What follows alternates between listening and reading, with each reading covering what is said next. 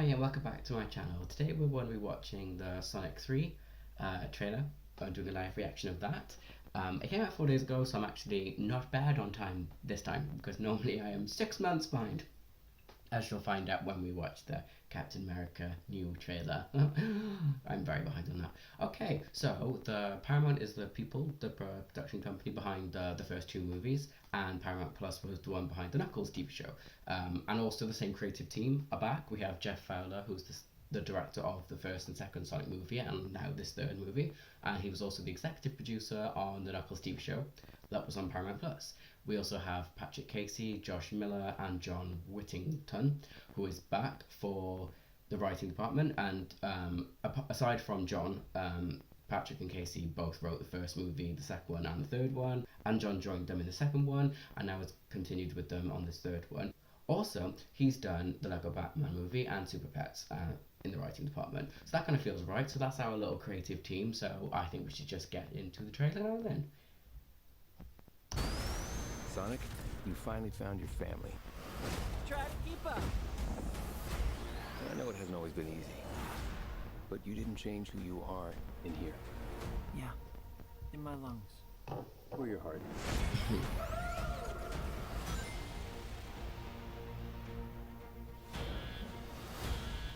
There's been a high-level security breach. And we need Team Sonic's immediate assistance. Project Shadow is far beyond anything we've ever encountered. Shadow's story began a lot like yours, Sonic. But where you found family and friends, Shadow found only pain and loss. All right. Mean we got a rogue humans. alien on the loose. How do we find it? Start with the giant fireball? I love it. Let's start with a giant fireball.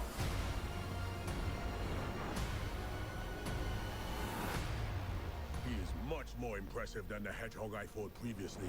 Dude, I'm standing right here. You're a colorful bunch. We don't want to fight you. Actually, Sonic, I would like to fight. No, no! That sounds better, right? No dear, there he goes. Ooh. My turn. Oh, there goes Knuckles. Can we just talk about this?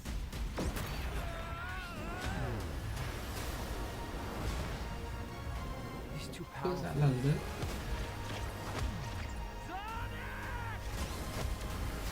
I can't believe I'm saying this, but we need you-know-who. This is a Amy? bad idea. When has that ever stopped me? Probably not. Oh, Eggman. Yeah, that makes sense. Doctor, We have visitors. this is sad, Robotnik, even for you. We need your help. On one condition. Do this! If I can't rule the world, Oh god, it's really becoming Eggman now. I need room. Sir, I don't have the proper materials. Found some. When we're done, there won't be anything left. Hey, no cheat code! Oh look, it's Black Widow. What did you do? What I had to.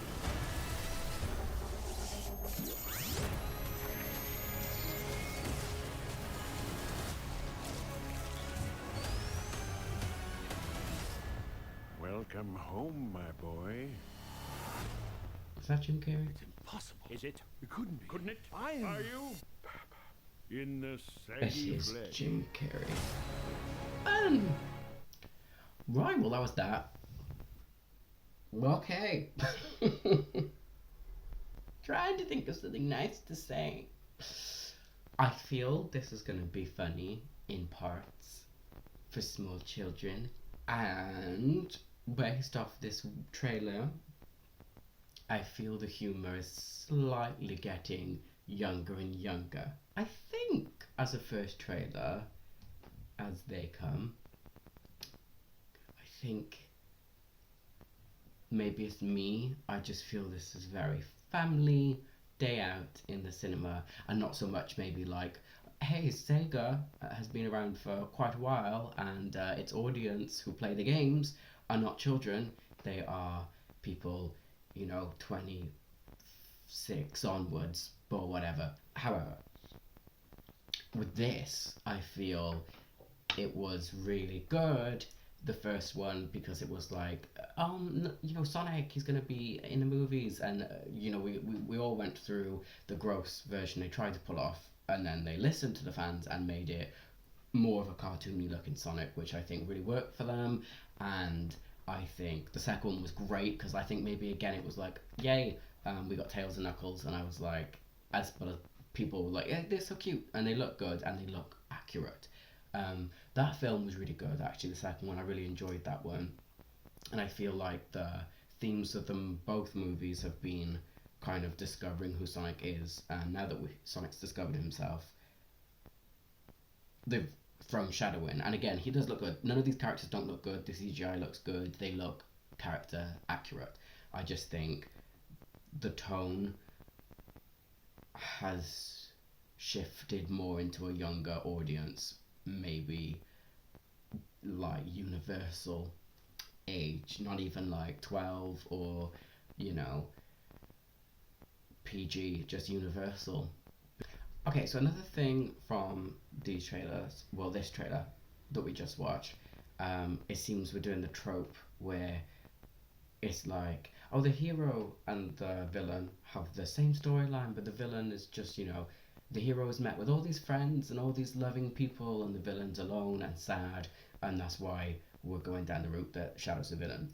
I think it's been done quite a bit. It's obviously trying to pull on heartstrings, because it's like, oh, he's alone and he's sad, so now we feel something for him. And it feels very like Shadow's going to become an anti-hero, which I know he is in the games and the TV shows, and he is a bit of an anti-hero anyway, Shadow. But he does start off as a villain, and I think we should have maybe started villainous before we even tried to go into anti-hero. Also, Fat Eggman feels like Fat Thor. The whole look, the storyline that they might be going for with Eggman here. I mean, Jim Carrey's great, and I find Jim Carrey funny. Sometimes it goes a bit over the top, and I think maybe they're playing him really over the top here. But yeah, it did remind me when I first saw the way that Eggman looked, with his big belly and his red cardigan and his white shirt. It was, and like oval facial hair not kept and groomed and long hair. It did make me think of Fat Thor, and I'm feeling like this movie is pulling from a lot of different movies, especially the same tropes that we've seen in loads of other movies before. And I kind of hope that they won't do that. Sonic has loads of storylines. Sonic has a lot of cast and characters you can pull in to make some sort of original story, and I don't know why we need to copy and paste other movies for comic value. And I hope that, again, it's just this trailer that makes it feel like this, and I hope that we actually get more of an original story from this movie, because the first two were good and they felt like these are Sonic movies, and I just don't like the way that this third one's going so far, the way that the story seems to be going, because it seems very cliche.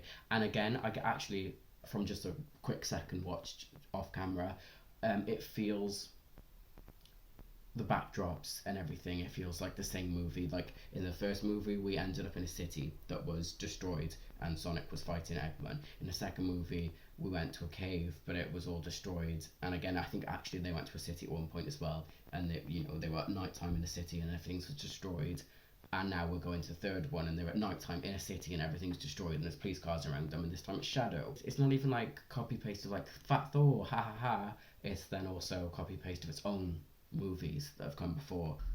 Within these films, though, there has been a pattern. So in the first film, we had two staples of the Sonic games released and put into the world in live action, which was Eggman and Sonic. In the second one, we got Tails and Knuckles, and in the third one, we got Shadow. So if we're following this kind of trend where two new characters of the Sonic world jump into these films every single time, then who could it be? So I guess some thoughts on that could be maybe Amy, Silver, Blaze, or Rogue. Or Rouge. So Rouge is an anti-hero as well as Shadow, and is often in league with Shadow, so I think Rouge could be a good candidate to join this movie, because I think she would fit in, and also I think that it would be really good to have another female presence, because apart from Tika Sumpter, who plays Maddie, there isn't really any female presence in these films at all. So keeping on theme of why, with this movie maybe having some more female presence, I think maybe Blaze would be a good one, or of course Amy, but more on Amy in a moment. Blaze, I think, is in league with like Silver. I think they're both very popular with the fan base, and they come into quite a lot of the games, like the Mario and Sonic party games, and on the app games. Silver and Blaze always appear in these things. Blaze has been in a lot of games actually as well over the years, and has kind of made herself a staple of Sonic, and I would expect to see Blaze and Silver in future Sonic games as well. So I don't expect them to be going anywhere. So I think Blaze might be a good one to introduce into the movies, and also Silver, as well as Rouge or Rogue.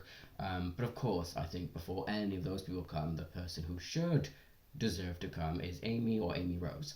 I don't know how you can actually have 3 Sonic movies now without including Amy, as she features so heavily in the TV shows, the games, or the whole of the Sonic lore. Amy is right there, and I think Amy would be a good one to A, include more female presence in the movie, and B, it's just about time that we had Amy. And look at these fan stills. Like, she would look great in a movie. But I did just look at the cast on IMDb, and it doesn't seem like anybody is playing Amy, but they could be doing like a secret reveal and maybe reveal her and whoever's gonna be her in a future trailer maybe, and then they'll add the person over. Alright, lastly, I think we should look at the box office. The first film in the box office made 306 million, 149 million in the USA and Canada, and 170 elsewhere, combining to make 306 million. The second one, who added Tails and Knuckles, got more money. They ended up with 405 million in the box office, 190 million in the US and Canada, and 214.5 million globally. What I'm curious to see is, can the third movie keep the slow but gradual climb of the box office? We'll have to find out. It probably will. It probably will. These movies tend to keep going, and you know, the trends do go up rather than down, unless it's a particularly bad movie that will end a franchise. I'm a little worried this might be it. My phone died, but now I'm back. Yeah, as I was saying, the Sonic movies and the games, they're always fun, they're always goofy. Sonic is fun, Sonic is goofy, but Sonic's meant to be cool, you know, I think, above all else. Sonic's not silly, and these movies keep making it feel silly. And again, I think that comes with this, that they're going down a family-oriented kind of pathway here. A couple of lines from the trailer as well. A lot of exposition going on in the script that you can see.